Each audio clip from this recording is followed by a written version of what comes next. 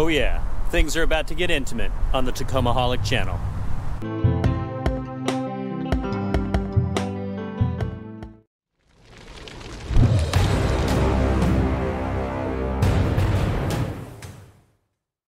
What's going on, and welcome back to the Tacomaholic channel, everyone. I hope you are having a fantastic weekend. We are finally having some beautiful weather here in Northern Virginia, if not a little bit windy.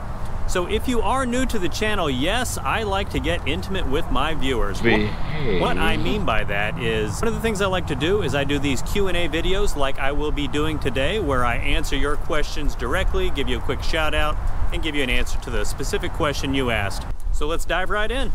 And before we get to the viewer specifically asked questions, I'll go over a few things I get asked all the time, just in case you are one of the newer viewers to the channel. So first off, I get asked what year and model, etc. Tacoma I have. This is a 2014 TRD off-road, obviously the double cab, short bed, and currently I am at 48,500 miles. Got it brand new in August of 2014. Second up, I get a ton of questions revolving around the color choice. No, this is not paint. My truck actually came in the, I think it's called the crystal black silica, but I went off-roading a few times, got some beautiful natural pinstriping down the side of the truck. No! No! No! And decided it was time for a vinyl wrap. And so this is the matte orange complete vinyl vehicle wrap with, I got satin black on the fenders right here, which they're pretty dirty, but I think it's a nice complement with the black headlights and the wheels and all that. So not paint, vinyl wrap on the truck.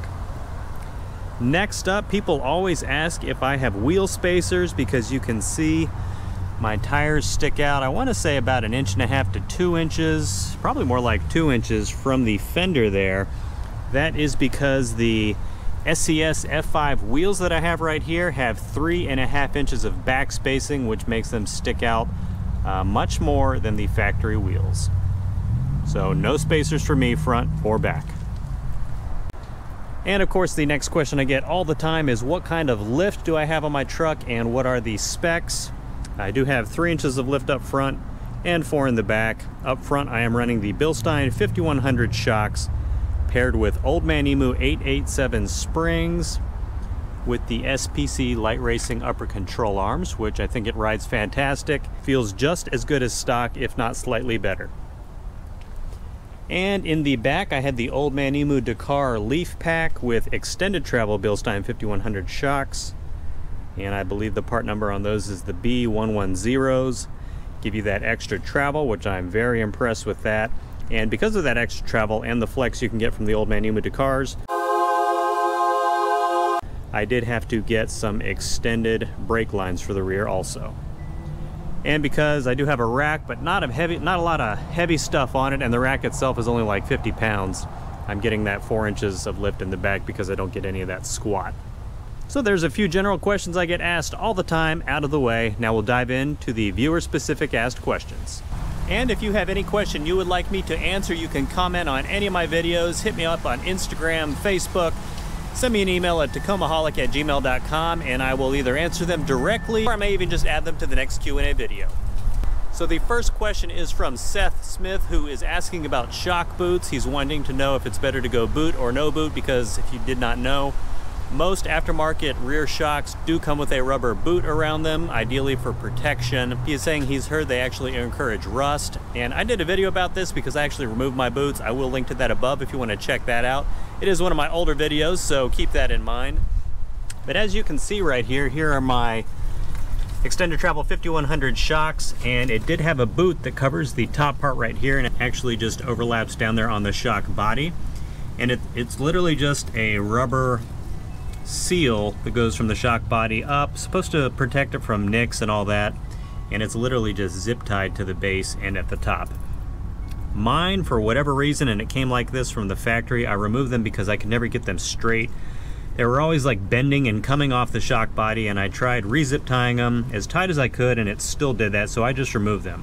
I have had them off for, I want to say, about 1.5 years right now, and I've been through mud, all that. I live in Northern Virginia, so they do put road salt down for the winter time, and I have had 0 issues. I do try to keep them clean, like I'll wipe off the cylinder part right here that actually does the traveling, keep it as clean as possible, And again, you know, a little buildup right there on the top, but I mean, I haven't had any issues with mine, and like I said, it's been a year and a half, so of course you will have to make that call for yourself, but most aftermarket shocks do come with the boot on there.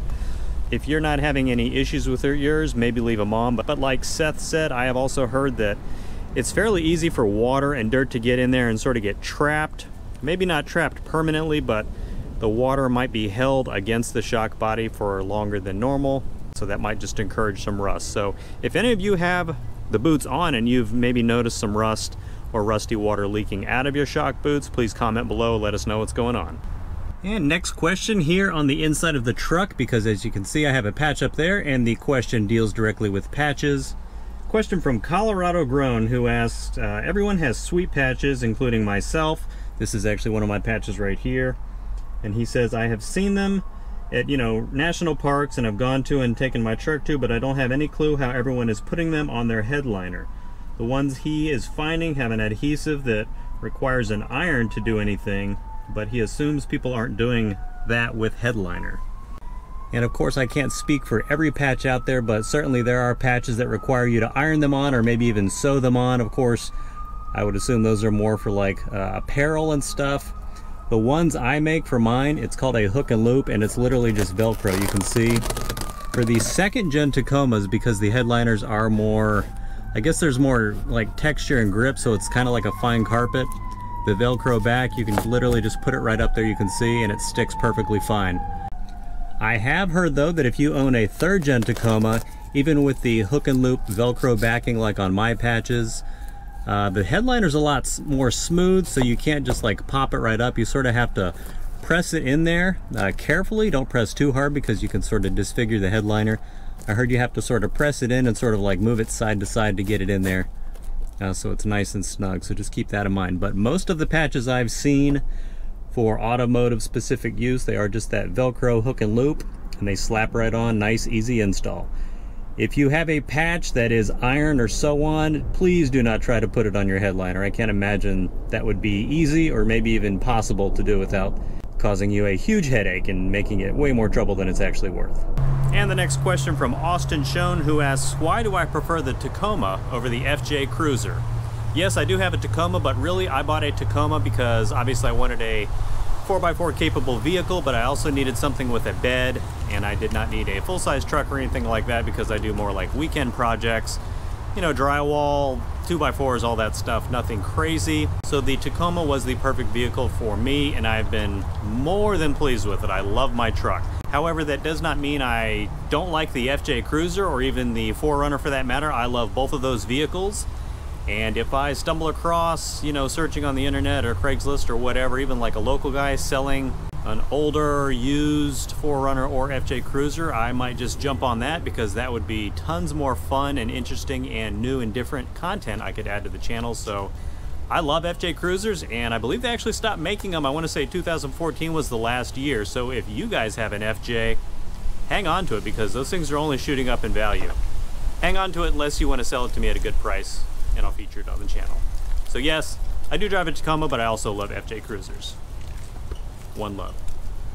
And the final question for this video from We're All have I ever considered wheeling out west? Yes, absolutely. I live on the East Coast in Northern Virginia, for any of you who did not know. And I would love, once the channel gets a little bigger so it can actually fund the trip, I would love to take a cross-country trip.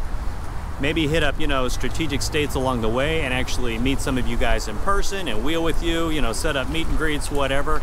I'd love to do that sort of crisscross across the United States out west and then maybe swing back to the East Coast, you know, going a different route and hit more states that way. So absolutely, I just can't really afford it right now because I'd probably want to take my time with it again and sort of make videos and upload as I go. So I would imagine it at least be a 2 or 3 week trip. Take my time, maybe do one state a day. So if you guys would like to see that happen, help spread the word for the channel, help me grow bigger.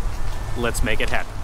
And that will do it for this video, everyone. Thank you so much for supporting the channel by watching this video. If you'd like to support the channel even more, please check out the Tacomaholic shop, link down below. Grab yourself a vinyl decal or a patch like the TRD Amateur one I mentioned earlier. Or you can swing by my Teespring storefront. I've got tons of different shirts, long sleeve, short sleeves, sweatshirts, leggings, coffee mugs, you name it, all kinds of fun stuff over at that storefront. A link down below for that. And of course, you can check out the newly launched Tacomaholic page on Patreon if you'd like to support me that way.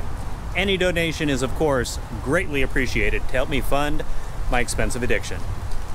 Comment below on if you have a question you'd like me to add to the next Q&A video. These are always fun. I love interacting with you guys in this format. Give the video a like if you liked it, or a dislike if you didn't. And please help me grow the channel by sharing this video with your friends and family on social media. Enjoy the rest of your weekend, and I will see you in the next video.